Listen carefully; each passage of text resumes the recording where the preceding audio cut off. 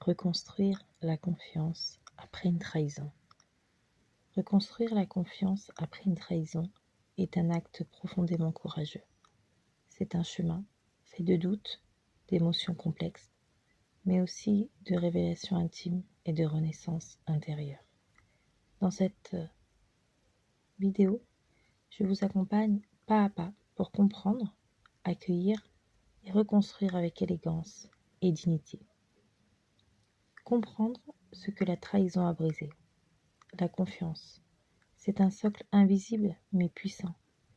Lorsqu'elle est brisée, ce n'est pas seulement l'autre que l'on remet en question, c'est aussi notre propre discernement, notre propre valeur. Accueillir ces émotions avec bienveillance. Douleur, colère, honte, ce que vous ressentez est légitime. Le premier pas n'est pas de pardonner, c'est de reconnaître vos émotions, sans les fuir, sans les juger. Les accueillir, c'est commencer à se réparer. Faire le tri entre ce qui vous appartient et ce qui ne vous appartient pas. Vous n'êtes pas responsable du choix de l'autre.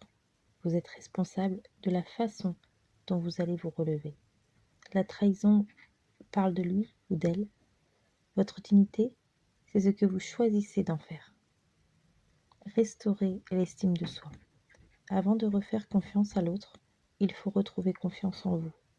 Reconnectez-vous à ce qui fait votre valeur, à votre beauté intérieure, à vos limites sacrées. Pardonner ou se libérer. Pardonner ne veut pas dire oublier ou excuser. Pardonner, c'est parfois simplement décider de ne plus laisser cette blessure diriger votre vie. Et parfois, ne pas pardonner, mais partir avec dignité, c'est déjà se libérer. Recréer un lien si cela a un sens. Si la relation continue, elle devra renaître sur d'autres bases, plus honnêtes, plus solides, plus conscientes. Et si la relation s'arrête, alors vous aurez grandi, mûri et préparé un terrain fertile pour une future relation plus saine. Reconstruire la confiance, c'est d'abord se reconstruire soi, avec lenteur, avec douceur, mais avec la certitude que votre cœur mérite la paix, la vérité et l'amour vrai.